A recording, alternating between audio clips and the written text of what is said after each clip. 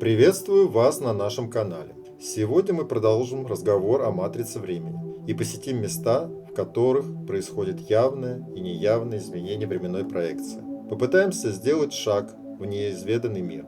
Данный мир нам доступен для познания и изучения. Документы, с которыми мне удалось ознакомиться, позволяют делать вывод, что мы от познания данного мира находимся в одном шаге. В предыдущем ролике я привел вам данные о построении матрицы времени и возможностях матрицы времени. Сейчас немного о том, что описано в основном в фантастических произведениях. Это парадокс перемещения во времени, а точнее изменение пространственно-временной проекции в различных временных плоскостях. Эйнштейн в своей теории доказал, хотя косвенно, но все-таки, что будет происходить с людьми и предметами, которые будут двигаться со скоростью света. Для них время должно замедлиться или остановиться. Но этот парадокс с натяжкой можно назвать перемещением во времени. Это скорее замедление пространственных проекций за счет временных деформаций в точке отправления. Запустить процесс в обратную сторону при данном алгоритме нельзя. И поэтому вся пространственно-временная проекция данной теории является лишь попыткой доказать, что время материально и может замедляться и убыстряться в различных точках временной проекции. Но информация, которую нам оставили предыдущие цивилизации, говорит о другом, что не нужно объект перемещения изменять, необходимо изменить точку проекции времени в пространственном перемещении. Приведу очень простой пример, для того, чтобы все было понятно. Возьмем длинную линейку, расположим ее на столе и поместим на этой линейке фигурку человечка. Представим, что стол – это пространство, линейка с насечками – это время, а фигурка человечка – это объект перемещения. Что предлагают нам некоторые ученые и фантастические произведения? Они предлагают расщепить фигурку человечка и собрать ее в другом месте линейки.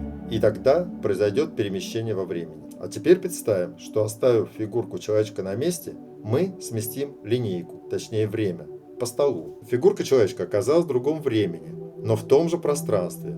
Произойдет энергетическое перемещение проекции времени в виде иллюзии, без перемещения объекта в пространстве. А вот если мы переместим стол вместе с линейкой, оставив фигурку человечка на месте, тогда произойдет изменение положения физической проекции объекта в пространственно-временном положении. И все объекты, стол и линейку можно вернуть обратно, без изменения временной проекции для фигурки человечка. Мы с вами на простом примере поняли процесс, который позволяет изменять пространство и время, не меняя физическую проекцию объекта. Что бы вы ни думали, что это только слова, я вам дам возможность проверить на себе изменение вашей проекции на простых действиях. Конечно, это будет очень небольшой диапазон изменения. Но это и хорошо, так как вы гарантированно не нанесете себе вред и просто поймете, что вашу проекцию можно изменить. Механизм проекции можно представить следующим выражением. Прямая проекция – это то, что вы видите и думаете, что через миг совершите. Движение, действие и так далее. Обратная проекция – это то, что вы сделаете в мыслях и сознании, но выполнить это не сможете. Например, вы же не сможете взлететь к облакам или другие мысли, которые вас могут посетить. А сейчас небольшое упражнение, которое можно произвести. Вы должны лечь на любую поверхность. Диван, кровать, пол. Условия. За головой должна быть стена или другая вертикальная поверхность, на которой расположите рисунок, лучше геометрической фигуры. Изображение фигуры должно быть максимально простым. Не старайтесь отобразить многоугловую фигуру с хаотичным расположением граней и углов. Это может очень сильно изменить вашу проекцию. Конечно, вреда это вам не принесет, но испытанные ощущения могут вас напугать. Закиньте голову назад максимально как только возможно и смотрите на изображение в течение 3-7 минут. Затем закройте глаза и с закрытыми глазами переведите положение головы в обычное состояние. И вы увидите, что изображение осталось на том же месте и произошло перемещение вашей проекции в пространстве. То есть вы немного переместились в пространстве. Не забудьте, как только ощутите этот эффект, медленно открыть глаза и медленно закрыть. И это действие произвести несколько раз, для того, чтобы полностью стабилизировать вашу пространственную проекцию. Этот пример приблизит вас совсем немного к четвертому измерению. Правда, не физически,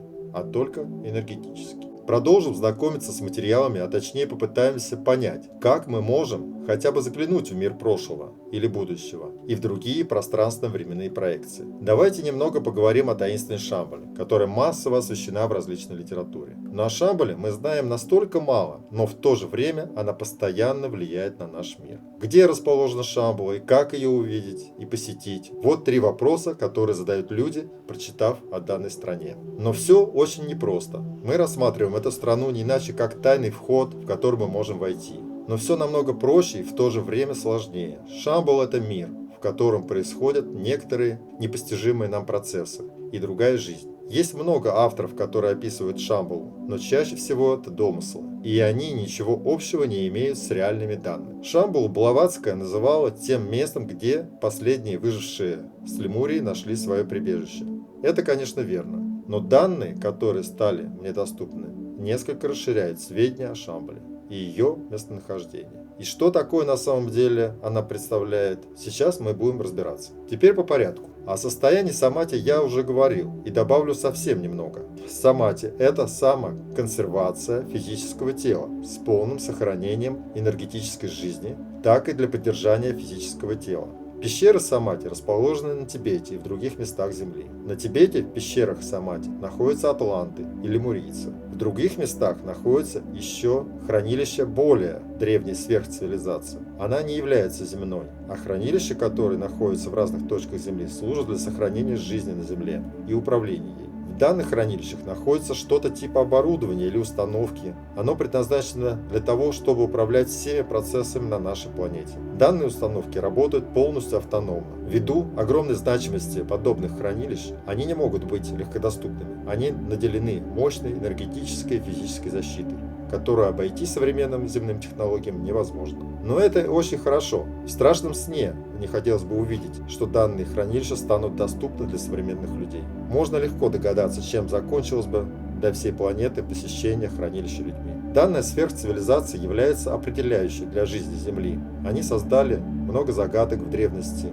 и в некоторых древних манускриптах эти существа упоминаются. Но упоминаются или вскользь, или очень пространно. Но материалы, которые стали доступны, очень дословно описаны существа сверхцивилизации. Итак, вернемся к Шамбале. Она действительно существует, и в нее можно попасть, но это немножко другое. Не то, что мы представляем. Осознать мир 4-го измерения, находясь в пространственно-временной проекции 3-го измерения, непросто. Но физически Шамбала представляет пещеры и сеть туннелей, которые под землей опоясывают всю планету. По всей планете существуют неизвестные нам подземные туннели. Эти туннели связывают отдельные части земных материков. Только в горах Тибета насчитывается 7 пещер разных размеров. Размеры данных пещер составляют от 500 метров до десятков километров. В данных пещерах находятся десятки тысяч атлантов и лемурийцев. Также там находится в состоянии самати еще одна раса, но об этой расе немного подробнее. Американские исследователи выявили в ДНК человека следы неизвестного ранее предка. Вот эти люди